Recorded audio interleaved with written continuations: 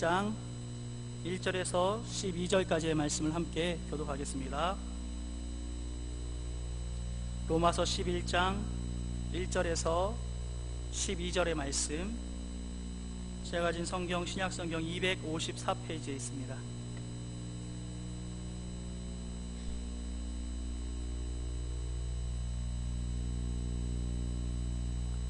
그러므로 내가 말하노니 하나님이 자기 백성을 버리셨느냐? 그럴 수 없느니라.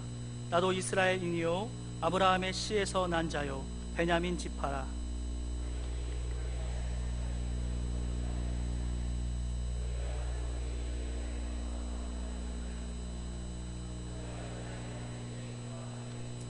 주여, 그들이 주의 선자들을 죽였으며 주의 제단들을 헐어버렸고 나만 남았는데 내 목숨도 쳤나이다 하니,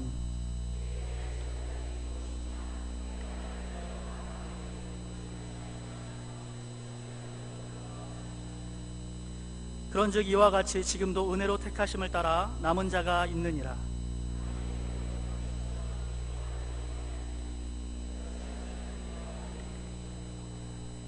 그런즉 어떠하냐? 이스라엘이 구하는 그것을 얻지 못하고 오직 택하심을 입은 자가 얻었고 그 남은 자들은 우둔하여 졌느니라.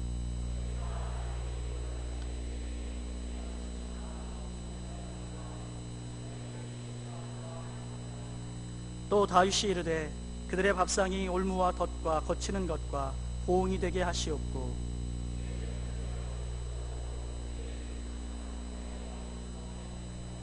함께 읽겠습니다. 11절입니다. 그러므로 내가 말하노니 그들이 넘어지기까지 실족하였으냐? 그럴 수 없느니라. 그들이 넘어짐으로 구원이 이방인에게 이르러 이스라엘로 시기나게 함이니라. 12절까지 함께 읽겠습니다. 그들의 넘어짐이 세상의 풍성함이 되며 그들의 실패가 이방인의 풍성함이 되거든 하물며 그들의 충만함이리요.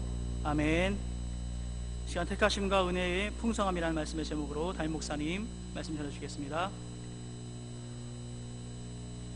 할렐루야. 우리 앞뒤에 계신 분들에게 주님의 은혜가 풍성하시기를 바랍니다. 이렇게 한번 인사하고요. 여러분에게 하나님의 은혜가 풍성하시기를 바랍니다. 네. 제가 한번 기도하겠습니다.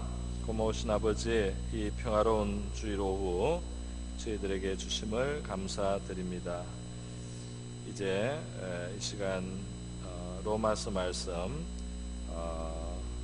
우리에게 베풀어 주시고 뜻을 잘 알게 하시고 잘 적용되게 하시고 우리에게 확신으로 받게 하셔서 믿음이 되게 하시고 하나님의 은혜에 감사하는 그런 우리가 되게 하여 주시옵소서. 이 시간을 주님께 의탁하오며 고마우신 예수님의 귀하신 이름으로 기도드립니다. 네, 우리 로마서 지금 교리의 이제 마지막 장에 들어왔습니다. 11장까지 다 하면은 교리에 대한 이야기는 이제 끝이 나는 거죠.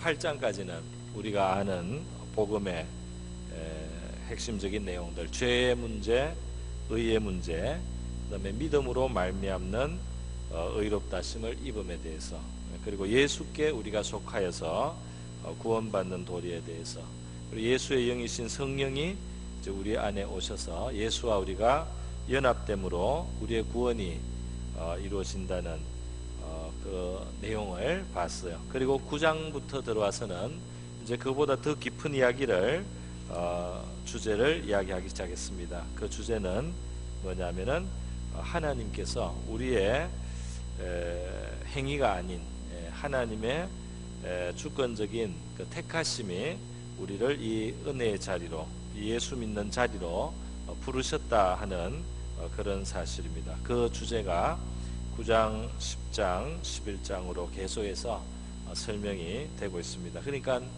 이 예정에 대한 또는 하나님의 미리 택하심에 대한 이것은 장로교만의 무슨 예정론이다 이런 것이 아니고 사실 성경에 굉장히 풍성한 근거를 가지고 있습니다.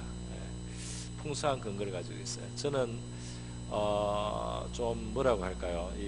논리적이라고 해서 예정이 되어 있다면 이거는 하나님에 의해서 전적으로 이렇게 다 결정이 되기 때문에 사람의 책임을 물을 수 없는 그런 상황이 아닌가, 그런 생각을 저는 많이 했던 사람입니다. 그래서 이 예정론을 저는 굉장히 소화하기가 쉽지가 않았어요. 오늘 이 로마서에서도 이것을 그 뒤에 9장, 10장, 11장에 예수와 연합된 구원의 그 성숙한 모습까지 보인 다음에, 그 다음에 이제 9장, 10장, 11장에 그 뒤에 이 예정에 대해서 주제를 이야기하고 있다는 거, 이제 그거를 생각해도 이것이 깊은 내용이라는 것을 알 수가 있습니다. 근데 우리가 소화하기 좋건 혹은 좀 벅차든 간에 하나님의 말씀은 진리의 말씀이고 있는 그대로 우리 하나님의 진리를 이제 증거하고 있죠. 그래서 우리가 하나님의 말씀이 정말 그런가, 그것을 이제 상고하고 있는 대로 이제 받게 되는 것입니다. 그래서 이 하나님의 택하심이라고 하는 성경에서 아주 깊은 곳에서 말씀하고 또 이 로마서에서도 많이 말씀하고 있는 주제를 오늘 또 여러분과 함께 풀어나가면서 이야기를 해보겠습니다. 제가 이 택하심과 예정에 대해서 젊었을 때도 고민을 했어요. 고민을 했는데 하나님이 어느 날 어떤 경험을 좀 하게 해주셨습니다. 어떤 경험이냐면요, 제가 어느 날 이제 시외버스를 타고 가는데 그 시외버스를 타고 갈 때 제가 그 책을 한 권 가지고 갔어요. 그건 제가 당시에 번역하고 있던 어떤 책입니다. 그러니까 영어 책인데 구약 성경의 어떤 부분에 대한 영어 책을 제가 번역하기 위해서 들고 다녔어요. 근데 제 옆에 시골 할아버지가, 한복을 입으신 할아버지가 앉으셨어요. 그런데 그 꽂혀 있는 책을 보시더니 저걸 좀 봐도 되겠냐고 하고 이제 보시더라고요. 그래서 그걸 이렇게 넘기시면서 보시는 거예요. 보시고 이제 성경의 어떤 부분에 대한 어떤 이야기다, 이런 이제 대화를 저하고 이야기를 하시는 거예요. 그러면서 이분이 저한테 굉장히 놀라운 이야기를 해주셨어요. 이게 뭐냐면, 이분이 뭐냐면은 자기는 기독교인이 아닌데 이 기독교 교리에 대해서 좀 알아봤고 여러 가지 그 종교에 대해서 알아보고 하다가 이 기독교 교리를 보던 중에 그 예정론이라고 하는, 미리 하나님이 택하셨다는 이 사실을 알게 됐는데 그것이 너무 심오하고 그것이 너무 깊고 그것이 너무 놀라워서 자기는 이 예정에 관한 책만 일본 책으로 30권을 가지고 있다고 그래요. 그걸 읽었다는 거예요. 자기가 기독교인이 아닌데 예정의 이 교리가 너무나 심오하고 놀라서 그게 심취했다는 거예요. 자기가 심취했어요. 저는 예수를 믿고 내가 하나의 은혜를 맛보고 구원을 받은 사람인데도 예정론이 어렵다 이렇게 생각을 하고 있는데 이 사람은 자기가 기독교인이 아닌데도 이 예정론이 그렇게 심취가 될 만큼 매력적이라는 거예요. 그래서 제가 굉장히 놀랐습니다. 그때 굉장히 놀라고, 그래서 이제 헤어질 때 조남을 여쭸더니 뭐 알 거 있냐고 시골 영감이라고 하면서 그냥 가시더라고요. 그래서 더 그 이후로는 볼 수는 없었지만은, 물론 시골에 좀 공부하신, 옛날에 공부하신 어르신일 수도 있고 혹시 사람이 아닌 것은 아니었을까 이런 생각도 그 후에 가끔 했어요. 내가 예정론을 잘못 이게 수용하기 어려운 거다. 이게 모든 게 하나님이 택하셔서 결정됐다는 거. 그런데 이제 제가 이 예정론의 그 소중함을 알게 되는 몇 번의 기회는 있었습니다. 근데 주로 이제 깊은 제가 그 저의 한계를 보게 될 때, 저의 아주 그 연약함을 알게 될 때, 정말 이 내가 예수를 믿고 있는 것은 사실이고 주의 영이 나와 함께 하신 건 사실이라면 그것과 함께 패키지로 하나님이 영원 전부터 나를 택하셨다는 이 진리도 믿어야 되는 겁니다. 그런데 나의 어떤 부족함, 나의 어떤 많은 한계, 내가 정말 하나님 앞에 이 미달되는 많은 것들로 인한 그 고민을 할 때에 나의 구원이 나에게서 시작되지 않고 하나님께로부터 시작이 되었다. 하나님이 미리 나를 아심으로 나를 부르시고 그래서 나를 구원하셨다는 이 사실에서 너무 놀라운 사실은 위로를 받았어요. 은혜를 받았어요. 그래서 제가 이 예정의 그 교리를 한 번씩 가만히 생각을 해보면 어떤 느낌이 드느냐 하면은 집에 어떤 사람은 예를 들면 이제 보물을 가지고 있는 사람이 말이죠. 보물을 깊은 데 넣어놨다가 한 번씩 그걸 꺼내 보는 겁니다. 그죠? 깊은 장에 있는 보석함을 열어 가지고 그걸 이렇게 한번 보면 흐뭇하게 그걸 보는 거예요. 그런 느낌이에요. 이 예정의 깊은 교리는 말이죠. 오늘 본문에 나타난 내용을 한번 보겠습니다. 이사야가 계속 이사야서가 앞에서도 10장 20절에 인용이 되어서 그 이스라엘 백성들이 하나님을 받아들이지 않았다는 내용이 나와 있는데요. 오늘 이 예정과 관련해서 오늘 중요한 개념이 하나 나옵니다. 그게 뭐냐면 남은 자라는 개념이 있어요. 이사야서에도 많이 나오고 구약 성경에 많이 나오는 남은 자. 이게 무슨 말이냐면 이스라엘 백성들이 하나님의 백성인데 왜 그 모양이냐는 거예요. 왜 그 모양이냐. 나라가 결국 망하기까지 하지 않느냐 말이죠. 하나님의 백성이 어떻게 이 모양이냐 했는데 여기에 대한 이제 그 대답입니다. 여기에 대한 대답이 뭐냐면 우리 로마서 앞에 2장에서 나왔던 거예요. 표면적 유대인이 유대인이 아니요 이면적 유대인이 유대인이다 하는 것입니다. 그냥 혈통만 유대인이라고 하나님 백성일 수는 없다 말이죠. 그 내용적으로 진정한 내면적인 참 이스라엘 사람, 이들이 하나님의 백성이다 하는 말씀이에요.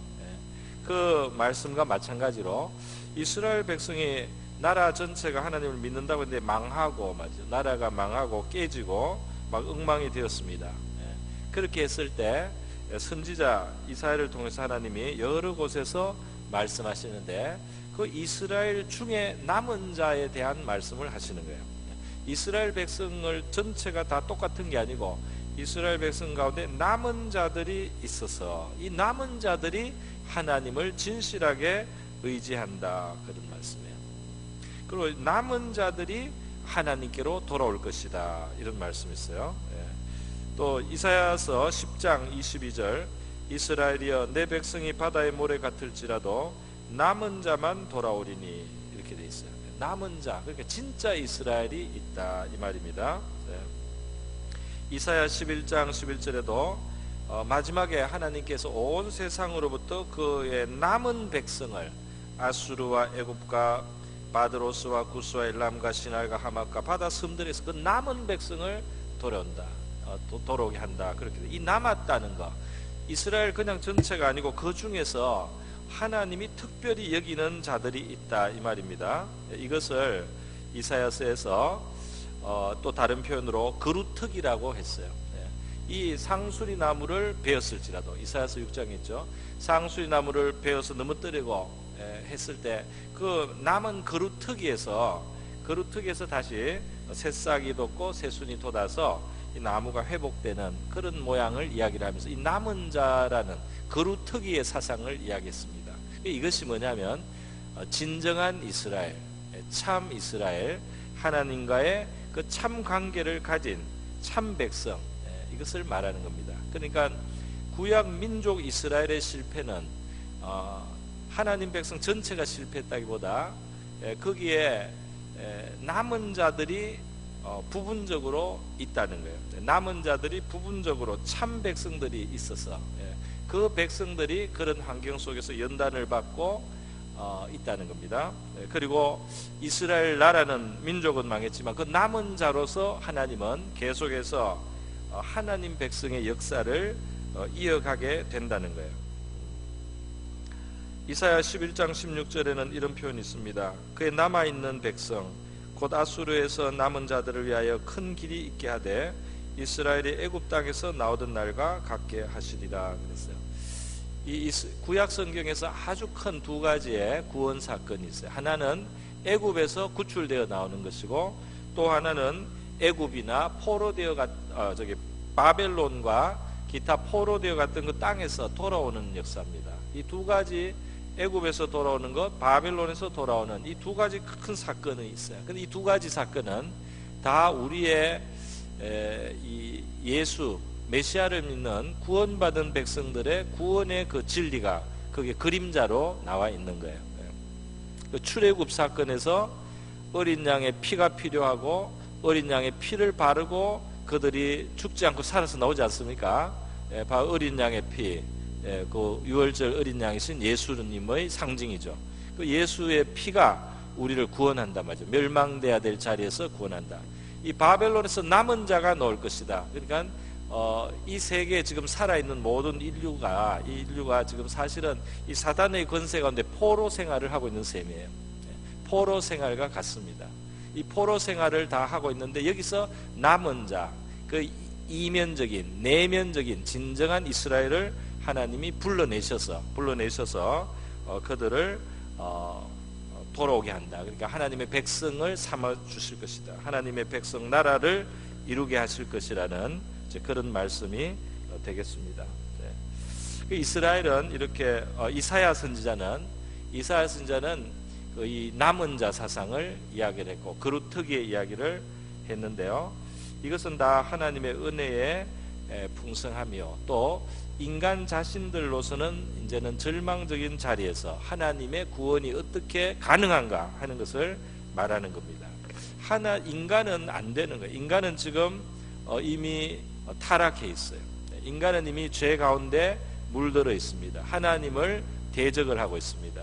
하나님을 깊은 곳에서 원수처럼 대하는 인간이 되었습니다.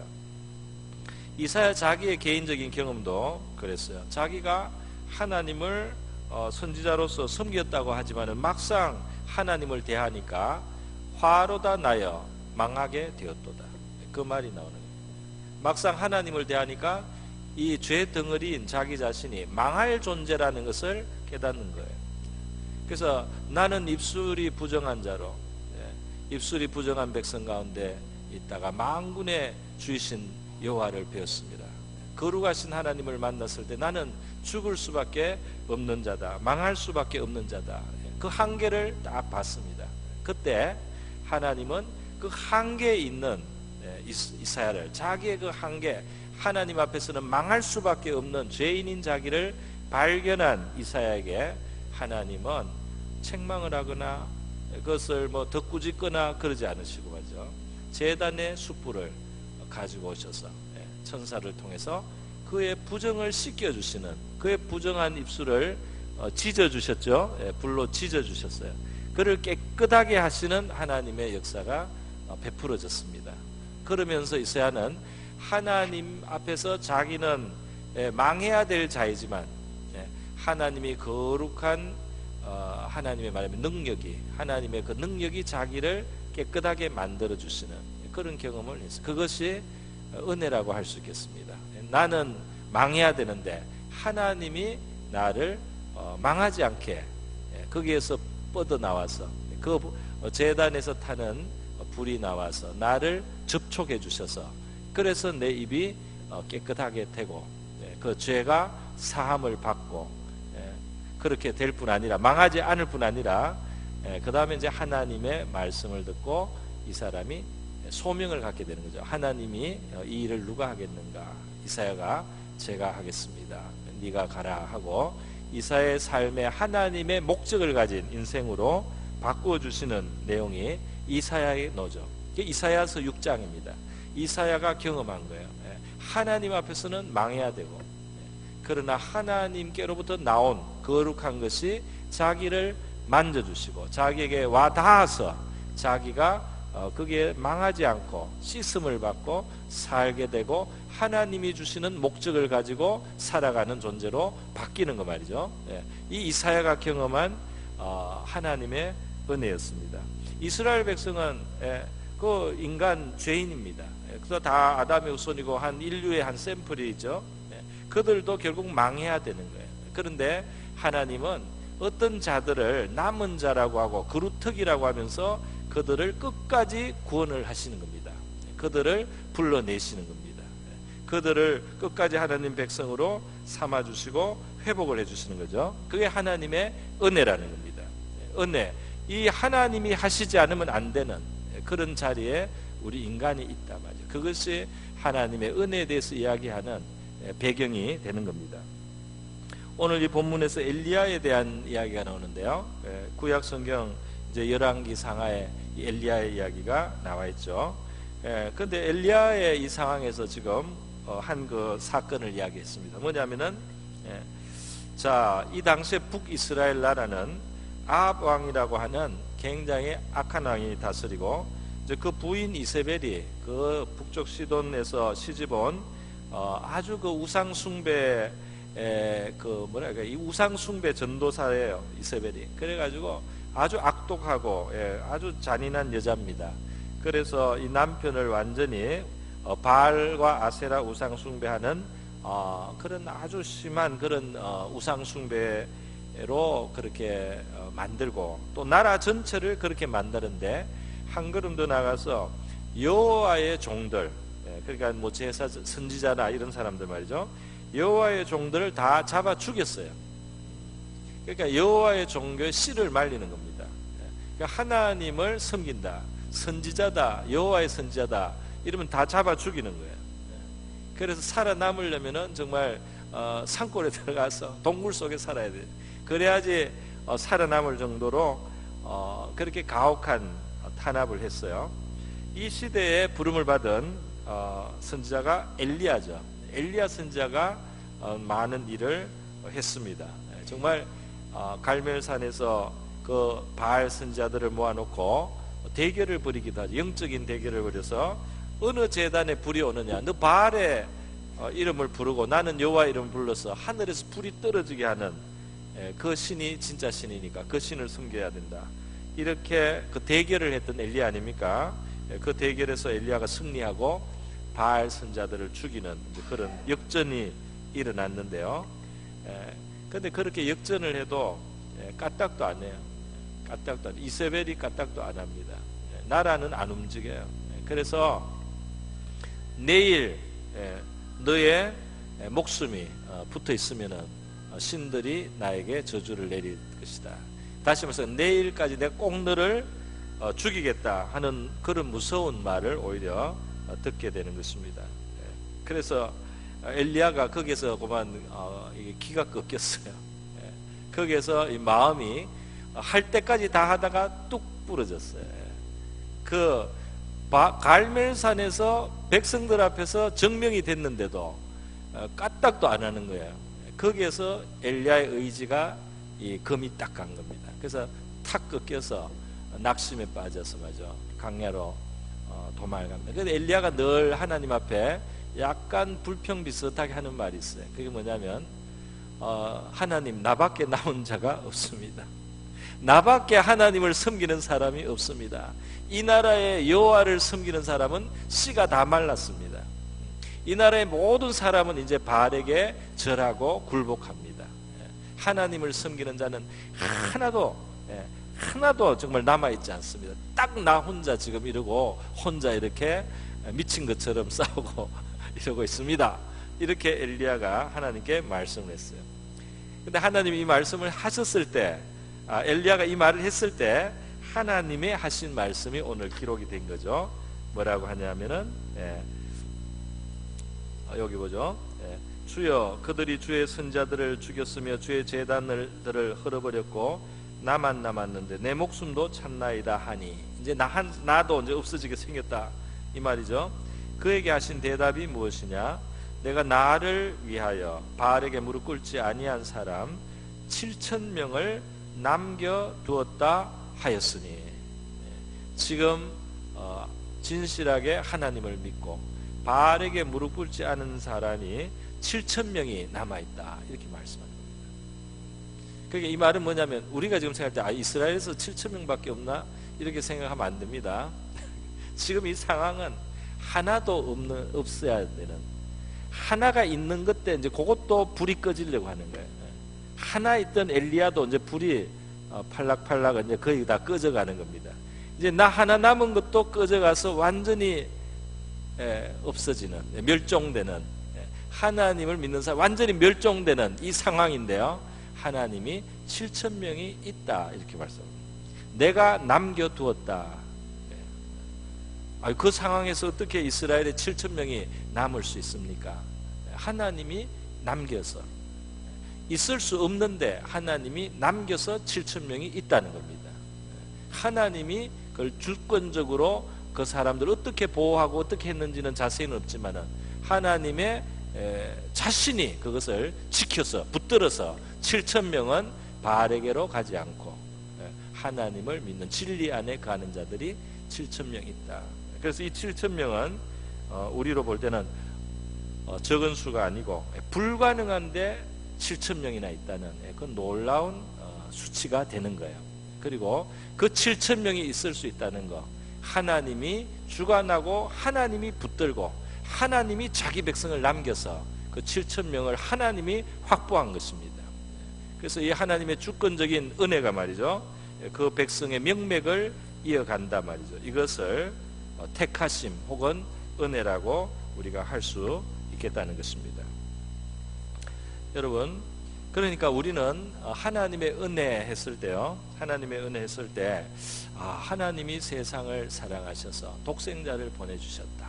그 아들을 기꺼이 내어주시고 희생하셨다. 그 아들이 오셔서 정말 이 인간들에게, 이 피조물들에게 정말 고통을 당하시고 해를 입으시고 그렇게 참 모욕을 당하시고 그 아들이 그렇게 고난을 받고 마침내 생명까지 다 희생되는 끝까지 희생해서 그 아들을 주셨다. 그 아들을 주신 것이 하나님의 은혜다. 우리가 이렇게 받습니다. 그죠? 그 아들을 주셨다. 귀한 아들을, 하나님이 귀하고 귀한 아들을 주셨다. 그게 은혜다 말이죠. 그런데 은혜는 거기에만 있는 것이 아니고, 그 아들을 통해서, 그 아들을 받아들이고 그 아들을 믿고 그 아들의 그 구원의 그 이루신 값을 이걸 받아들여서 그 구원을 취하고 받을 수 있도록 하는 것까지 하나님이 하셨다.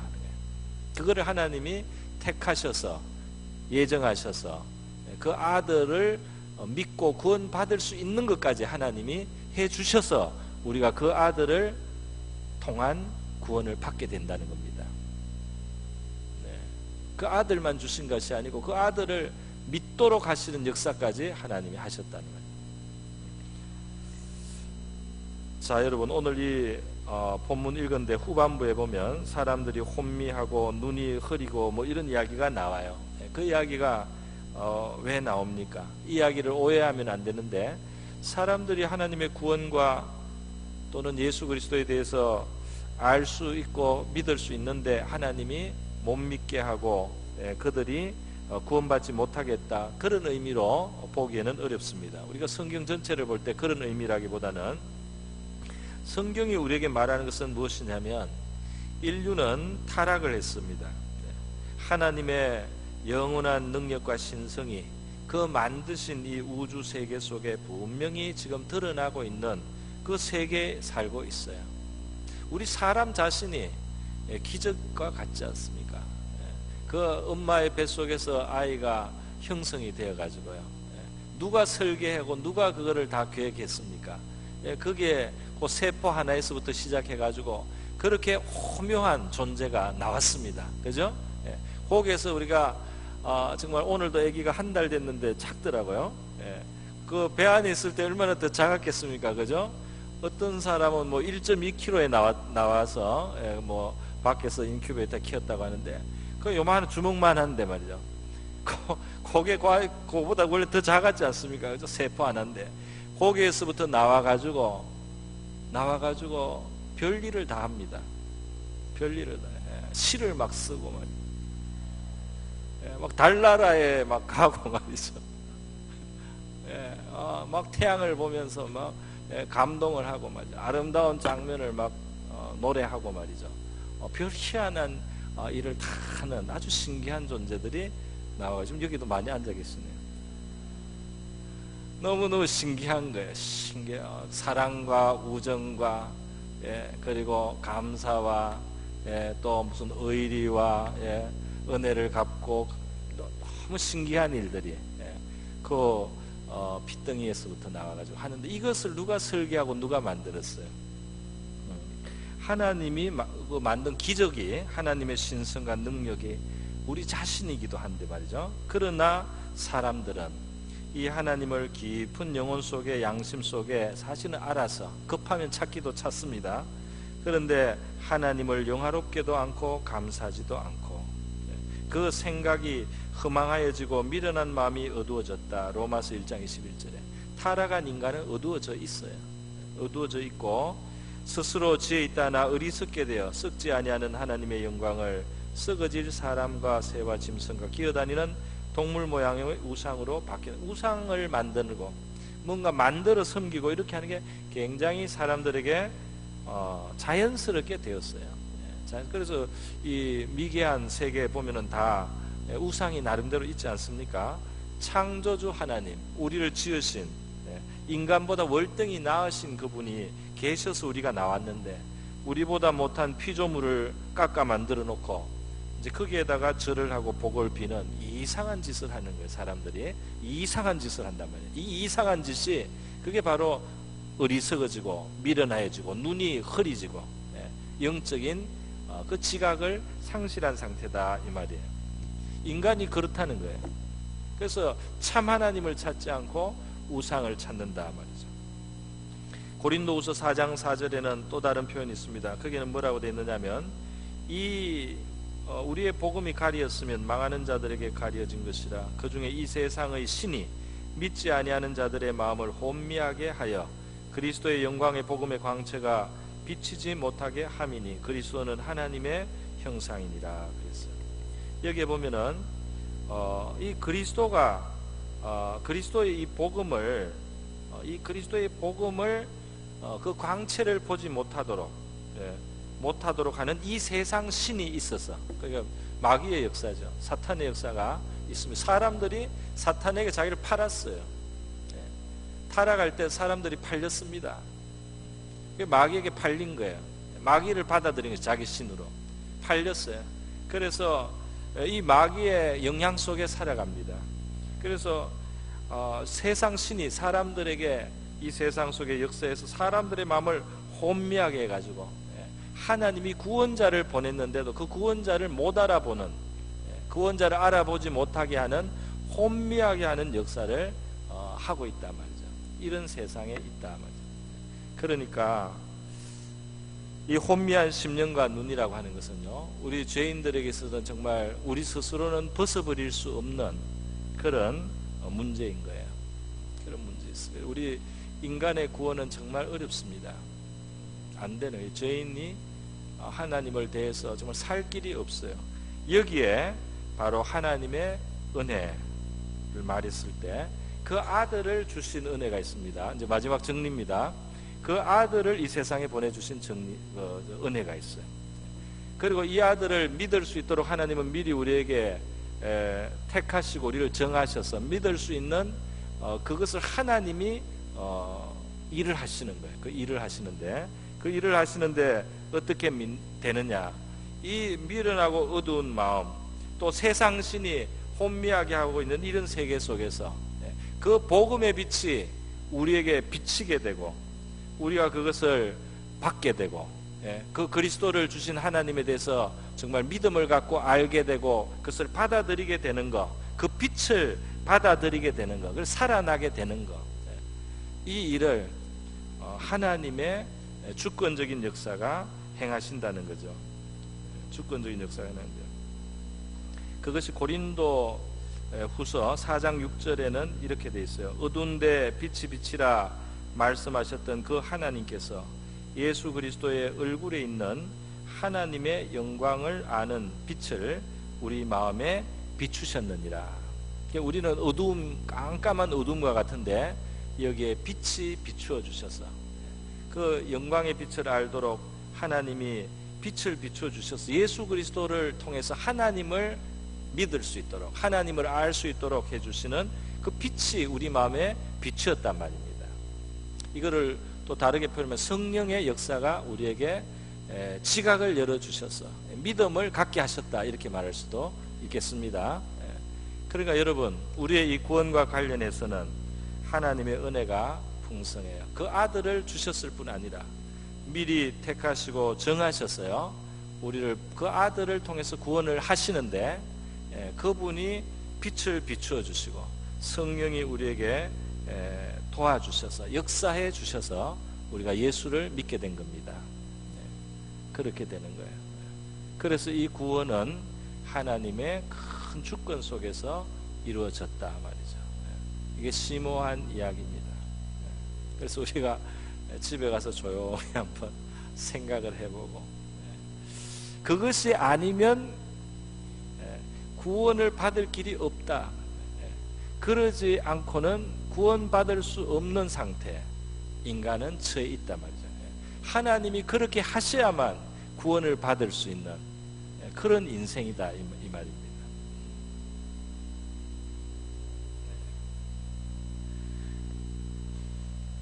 우리 하나님의 은혜에 대해서 깊이 생각해 보시고 하나님께 깊은 은혜를 더 알게 하시고 깊게 내 마음속에서 이 예정의 큰 은혜의 풍성이 어떤 것인지를 우리가 진정으로 깨달을 수 있도록 그렇게 기도하면 좋겠습니다. 다 같이 한번 기도하겠습니다.